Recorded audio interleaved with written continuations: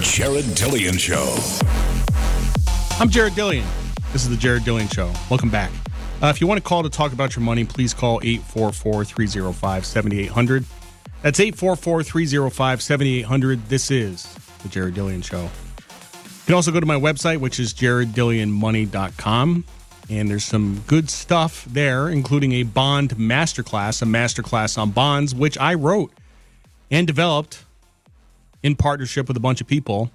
And you can buy that and learn about bonds for a lot cheaper than taking a class in college.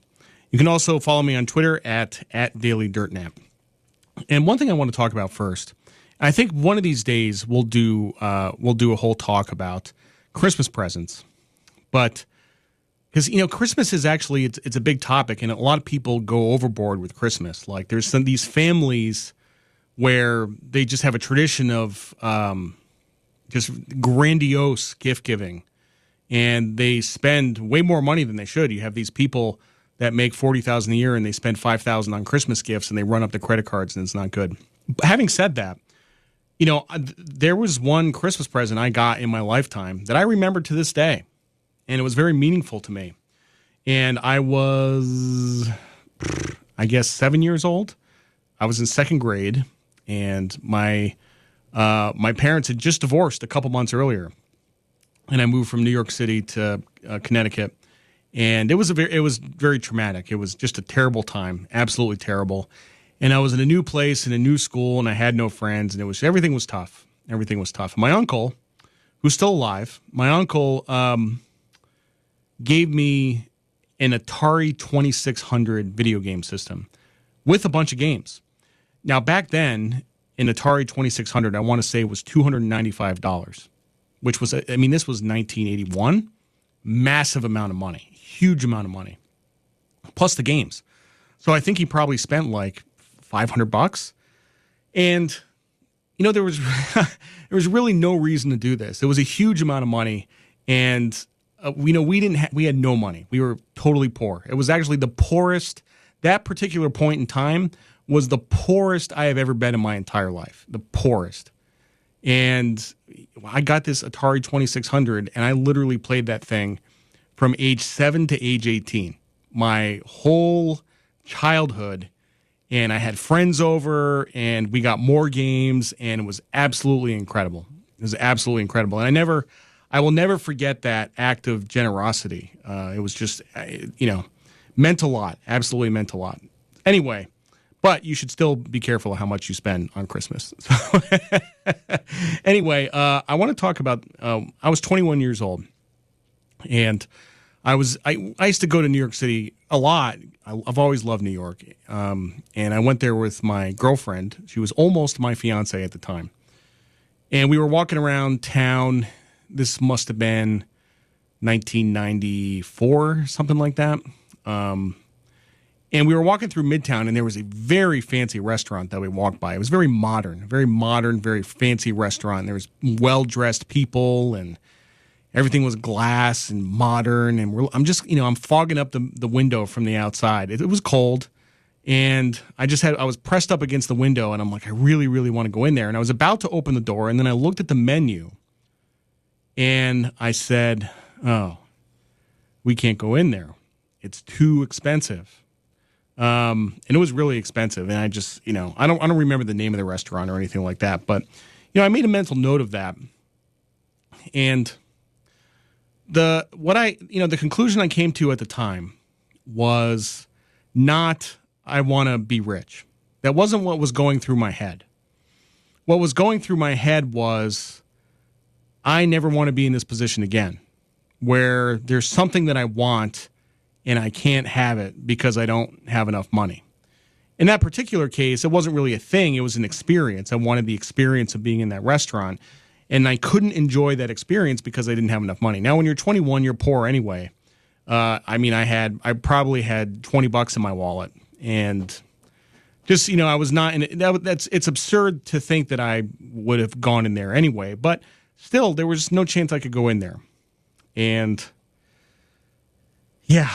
And by the way, if there are people, if you're out there and you're saying to yourself, I want to be rich, you're probably motivated by the wrong things. Like, I mean, I want to be rich too, but that's not really what I'm motivated by. I'm motivated by creating something. I have a newsletter, and I'm motivated by writing really cool stuff. And I have this radio show, which you're listening to, and I'm motivated by making a really good show.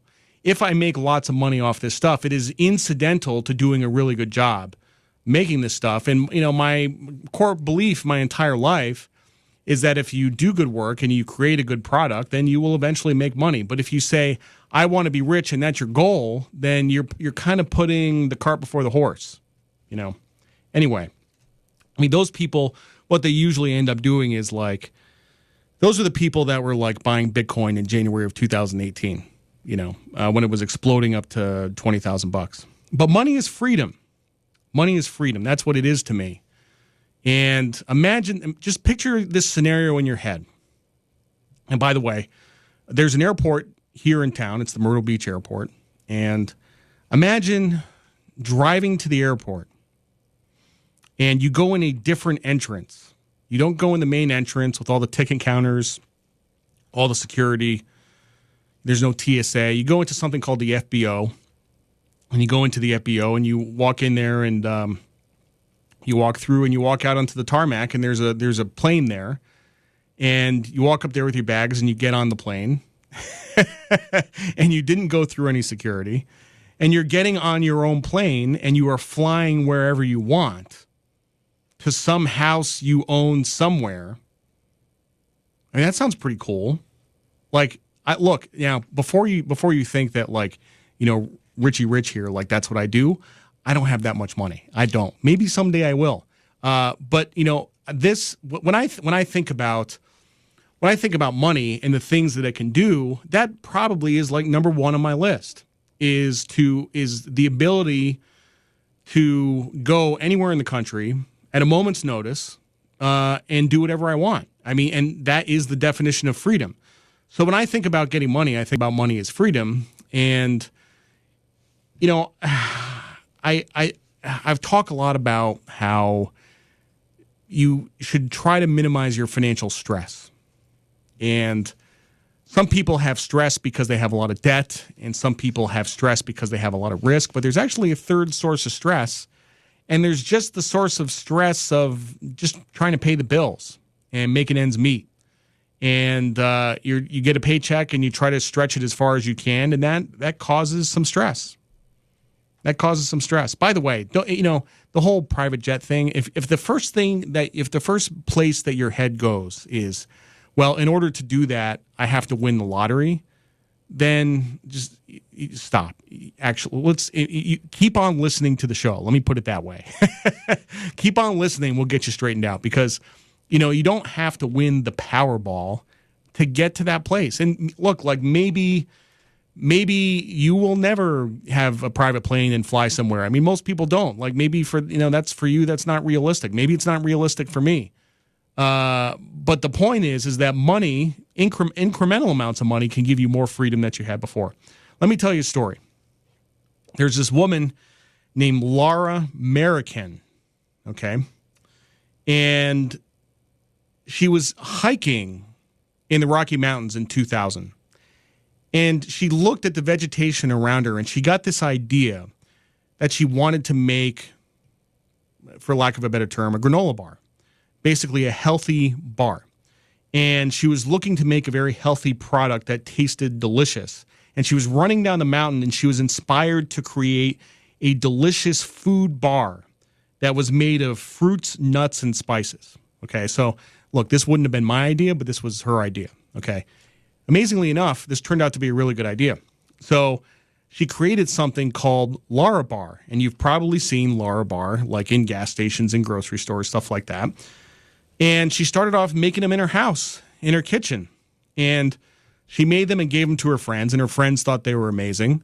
And so she got some warehouse space, and she got some big vats and cooking things and stuff like that. And she started mass producing these things. And their first flavors were cherry pie, apple pie, cashew cookie, banana bread, and chocolate coconut chew. That was in 2003. 5 years later, in 2008, General Mills bought Larabar for $55 million. Now, $55 million is a lot of money. Now, I don't know how much equity she had in her own company. I'm assuming she had most of it. It wasn't a VC-backed company. So I'm assuming she owned most of Larabar, and I'm just assuming she got most of that $55 million.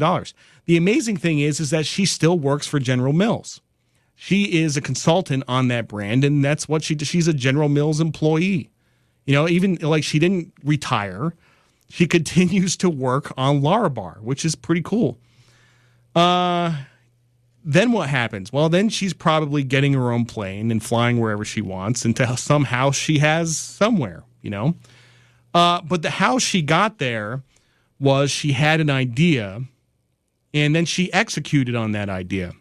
And the difference between Laura American and most people, lots of people get ideas. My wife gets ideas all the time, and we'll talk about some of her ideas later. But a lot of people will come up with an idea, and it's a genuinely good idea, but then they don't execute on it. And that's really, the value is not in the idea. Like anybody can dream up Larabar. The reason Larabar became valuable, the reason it became worth $55 million was because of her effort, because of her work ethic, because of the hours that she put into it and the capital that she risked. That's what made it worth $55 million. We'll be back in a few seconds. I'm Jared Dillian. This is the Jared Dillian Show.